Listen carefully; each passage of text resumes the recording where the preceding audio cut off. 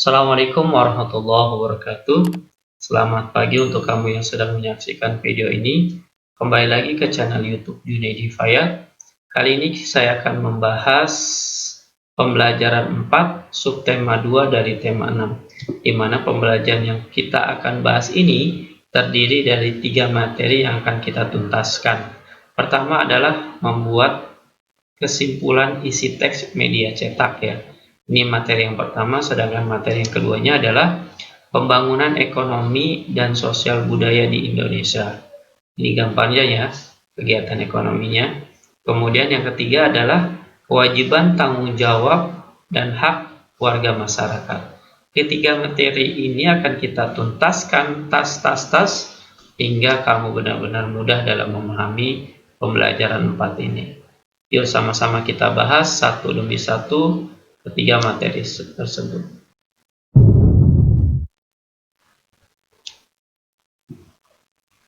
Materi yang pertama adalah bersumber kepada muatan pelajaran bahasa Indonesia dengan kompetensi dasar 3.3 dan 4.3. Di mana materi yang kita bahas yang pertama sesuai dengan cover yang tadi ya. Kita lihat adalah membuat kesimpulan isi teks media cetak. Nah, di sini media cetak sudah kita sering temui atau kita terima nih. Bisa saja dalam bentuk koran, majalah, atau yang lainnya. Media cetak sering digunakan masyarakat untuk menemukan informasi. Informasi tersusun dari pokok pikiran, di mana pokok pikiran terdapat pada setiap paragraf. Pokok pikiran dapat ditemukan di awal, di tengah, atau akhir paragraf. Nah, ini yang harus kamu catat dan perhatikan baik-baik ya. Bahwa dalam memahami isi teks paragraf, langkah pertama yang harus kita lakukan adalah wajib membacanya, kemudian usahakan kamu menemukan pokok pikiran yang ada dalam setiap paragraf. Nah, kemudian dengan membaca secara seksama dari teks yang kita baca tersebut, kita dapat membuat kesimpulan dari pokok pikiran. Jadi urutannya itu kalau berdasarkan bacaan yang tadi saya baca adalah ketika kamu menemukan atau mendapatkan isi teks dari media cetak, maka yang kamu harus lakukan pertama adalah membacanya secara seksama, utuh, dan keseluruhan. Karena dengan membaca secara seksama akan kamu temukan pokok-pokok pikiran yang ada pada setiap paragraf. Sedangkan membuat kesimpulannya yaitu dengan cara mengambil bagian-bagian yang ada pada pokok pikiran yang telah kamu temukan dari setiap paragraf. Mudah kan ya? Dan gampang kan ya? Karena membuat kesimpulan itu berbeda dengan meringkas. Kalau meringkas itu hampir banyak tulisannya, tapi kalau membuat kesimpulan hanya beberapa poin-poin penting saja yang harus kamu tulis dan harus kamu buat. Kita lanjutkan ke slide berikutnya.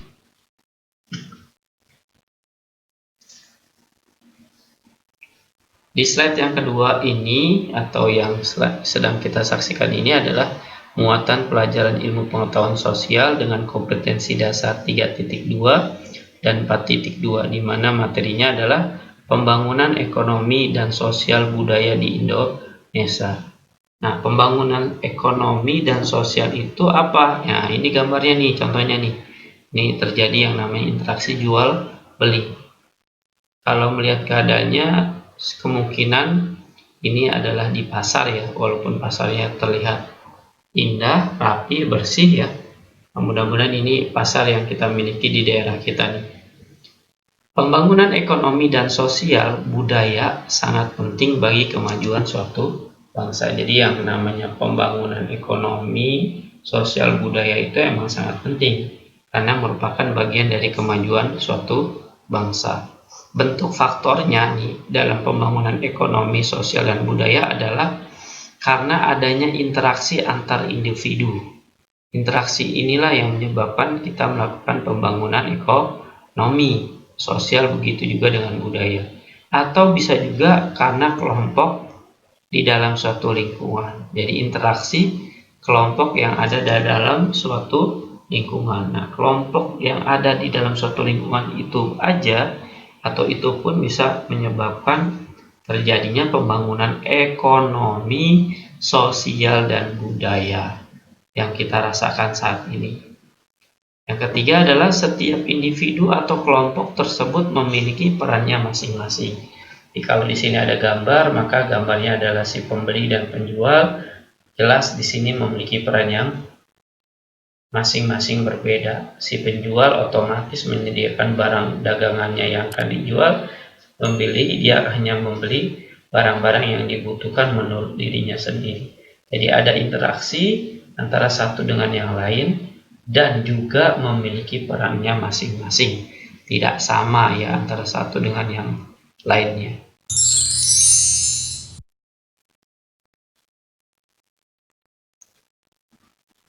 Kemudian kita lanjutkan kepada materi yang ketiga yang bersumber kepada muatan pelajaran PPKN dengan kompetensi dasar 3.2 dan 4.2, di mana materinya adalah kewajiban, tanggung jawab, dan hak warga masyarakat. Di sini kita kerucutkan ya, atau kita kecilkan menjadi sebagai siswa ya, karena masyarakat tersebut bisa jadi di dalamnya adalah siswa atau pelajar. Karena siswa atau pelajar itu adalah bagian dari yang ada pada masyarakat. Berikut beberapa contoh pelaksanaan kewajiban, tanggung jawab, dan hak dalam kehidupan sehari-hari jika menjadi seorang pelajar atau siswa. Pertama adalah pelaksanaan kewajiban, menjaga kebersihan lingkungan sekitar. Nah, baik di rumah maupun di sekolah, membersihkan lingkungan sekitar adalah tanggung jawab kita bersama. Dan kalaupun di sekolah, itu biasanya dikerjakan dengan cara berkelompok sesuai dengan kelompok dan harinya dia akan melaksanakan kewajibannya. Yang kedua adalah mematuhi aturan lalu lintas di jalan. Jadi yang namanya lalu lintas itu adalah bagian dari kewajiban baik siswa maupun orang lain. Dan yang ketiga adalah contohnya mematuhi tata tertib di sekolah. Jadi tata tertib di sekolah itu wajib dipahami dan diamalkan, bukan untuk dilawan, ya, melakukan untuk dipatuhi. Ini merupakan 3 contoh dari pelaksanaan kewajiban. Sedangkan untuk poin kedua, pelaksanaan tanggung jawab, nah gambarnya benar sekali nih, tepat nih. Setengah 7 pagi itu siswa sudah nyampai atau berada di dalam kelas. Dia sudah nyampai di sekolah. Jangan setengah 7 masih ada di rumah, itu namanya tidak melakukan yang namanya kewajiban. Contohnya adalah merapikan mainan setelah digunakan. Jadi merapikan mainan setelah digunakan itu bagian dari tanggung jawab kita selaku anak yang ada di rumah. Kedua adalah mencuci kaki setelah bermain. Nah, mencuci kaki setelah bermain itu supaya apa? Supaya lingkungan rumahnya tetap menjadi lingkungan yang sehat, tidak terkena kotoran ya, atau kotoran dari kaki yang dibawa dari luar.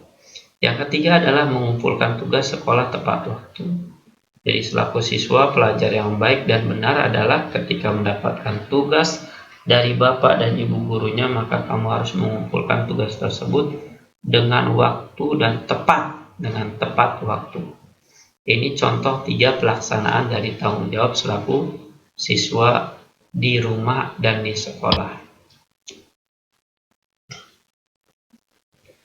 Terakhir adalah 3 pelaksanaan, nomor 3 ya, pelaksanaan hak-haknya itu harus dilaksanakan. Contoh-contohnya adalah pertama, beribadah sesuai agama dengan tenang. Jadi beribadah itu adalah tanggung jawab dirinya dengan yang maha kuasa, bukan tanggung jawab siapa-siapa yang melainkan dirinya. Ini adalah pelaksanaan hak. Kedua adalah belajar di sekolah saat jam pelajaran. Ini merupakan pelaksanaan hak yang harus kamu lakukan ketika kamu di sekolah. Dan yang ketiga adalah menghirup udara segar setiap pagi. Itu haknya luar biasa, sungguh mahal harganya ya, jika kita menghirup udara segar setiap pagi. Lebih-lebih ketika kita menghirup udara yang segar, kita hirup udaranya sangat bersih dan sejuk. Nah, itu tanda-tanda kita harus bersyukur tuh. Karena dengan udara yang bersih, kita hirup lega. Nah, itu bagian nikmat tersendiri yang harus kita ucapkan kepada Yang Maha Kuasa.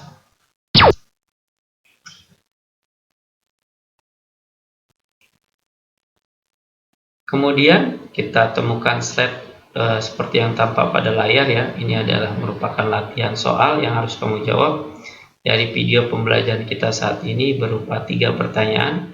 3 pertanyaan ini adalah diambil dari video pembelajaran dari awal hingga akhir. Contoh misalkan tuliskan cara membuat kesimpulan. Ini pun ada dalam video pembelajaran dari tema 1 dari materi pertama pada pembelajaran 4 ini.